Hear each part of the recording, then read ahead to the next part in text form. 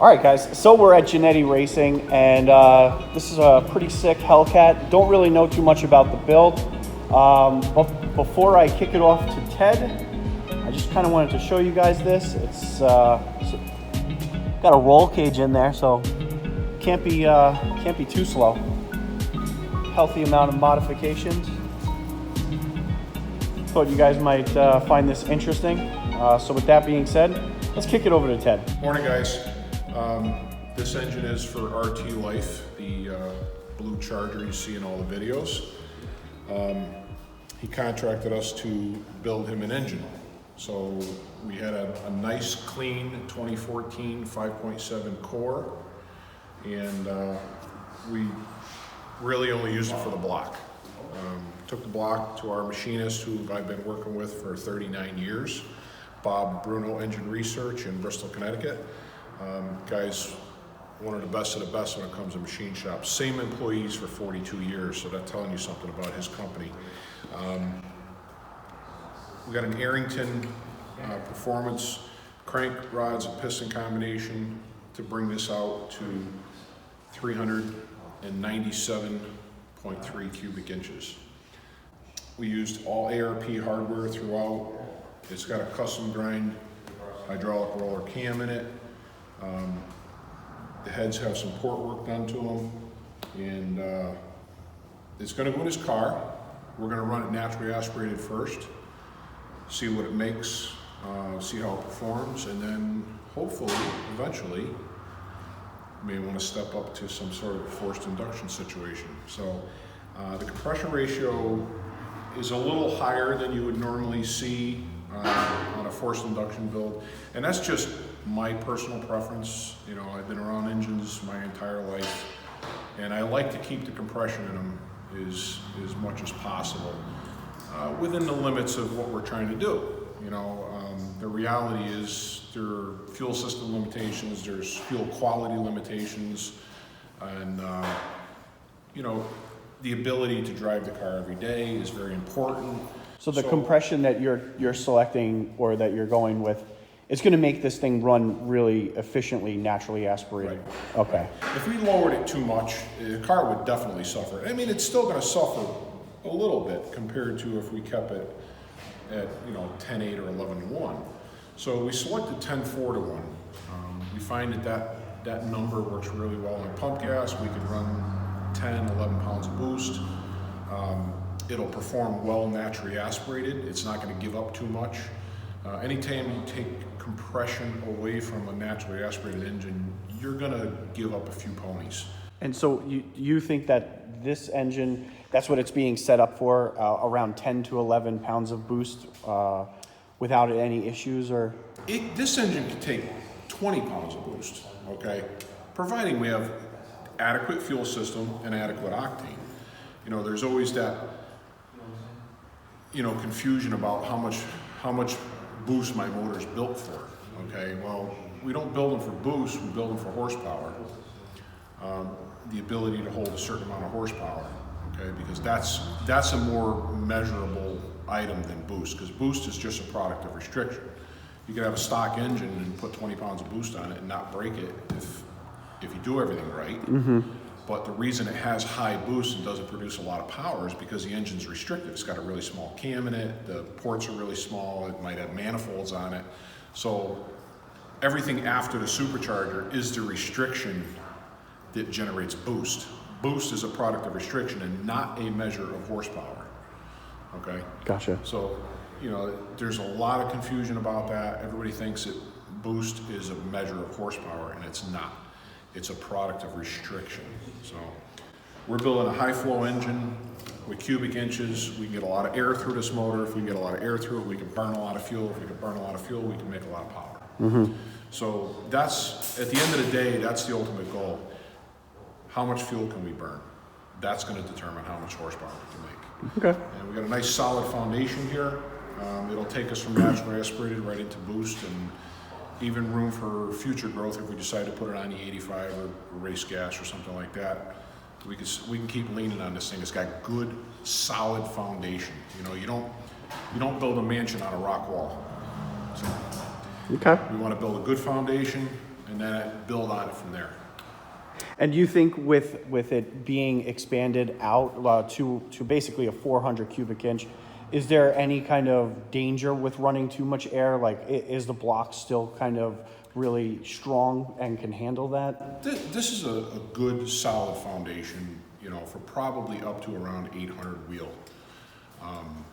That's a good number, you know what I mean? That's realistic. Before you run into... Then you're going to start running into limitations of the structural integrity of the engine block. Then you got to move into an aftermarket block, something that's stronger, aftermarket cylinder heads with thicker decks. You know, there's always a point of, you know, too much stress on a component, and that component can give up. But you could find that stress level one of two ways. You could find it through detonation, which destroys everything regardless of how much money you spend on it, okay? You could find that stress level through detonation, because essentially the piston's on the way up and the fire is trying to push it back down while it's on the way up, and cylinder pressure spike out of sight. Or you could find it through maximum horsepower with proper fueling, cold charge temperatures, lots of boost pressure. You know, you could find it that way, which is way further away from you could find it on detonation. On detonation, you could find it on near stock power levels. So, you know, there's a lot of ways to find the structural integrity of something. And if you do it right, you'd be amazed how much power we can make. I mean, I was just on a dyno with another car, completely stock long block, with a really good blower on E85, and I just laid down 986 rear wheel horsepower on a long block, stock long block. Cam, headers, blower, fuel system, careful tuning, good fuel.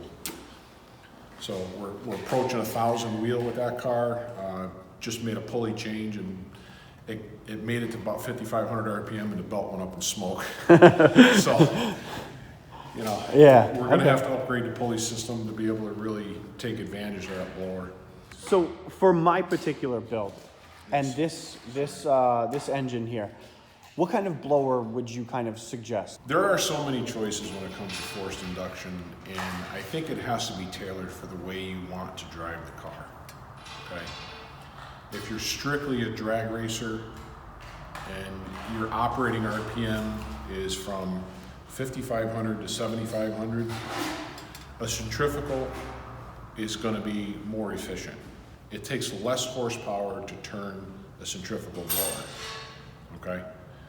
If your operating RPM is idle through 5,000 RPM for the majority of the time that you drive the car, a positive displacement supercharger is going to be way more fun, because they produce instant boost when you need it, when you want it. It's right under your foot. You know, Whipple or a Magnuson or something along those lines, an Edelbrock. Any of the positive displacement blowers. And positive displacement blowers got a bad rap because early on they were very inefficient and they didn't have intercoolers in them. So they were labeled as heat pumps. You know, they get smoking hot. And they did, you know, because I grew up with that stuff back in the 90s, you know, when positive displacement superchargers hit the market and they had no intercoolers in them, and boy, would they get hot, you know, so when they were cold, they made really good power, and there was a huge difference between a cold pull and the next pull would lose 20 horsepower, and the next pull would lose another 20 horsepower, and the next pull would lose, you know, and they just keep nosediving, just nosediving off, you know. So most of the centrifugals tend to be they make a little bit less heat because of their design, but they don't make power till you really get them wound up. So they were more consistent because you're driving around normal, they're not making any boost. Is it easier on the transmission, having the centrifugal force? It can be easier on the whole drivetrain, sure. So a centrifugal blower, if you went wide open throttle at $2,000, you might have 1 or maybe 2 pounds of boost.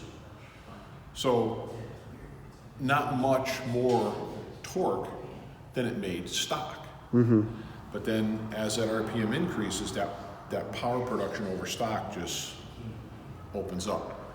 So your power is going to be with RPM. So let's say at 2,000 you have 1 pound, at 2,500 you have 3 pounds, at 3,000 you have 4.5 pounds, 4,000, you have 6 pounds, and so on, working toward, like 10 pounds of boost at redline. So they tend to be easier on driveline parts because they don't produce the torque at low RPM. A Whipple, Magnuson, the positive displacement superchargers, that'll run. As soon as you go watt at $2,000, you got your whole 10 pounds of boost if that's what you're pulling for. So they tend to produce 150 to 200 foot-pounds more torque at $2,000 than they would naturally aspirated or with a centrifugal. So they're gonna be a little bit harder on parts, but the drive lines in the new generation cars are very robust.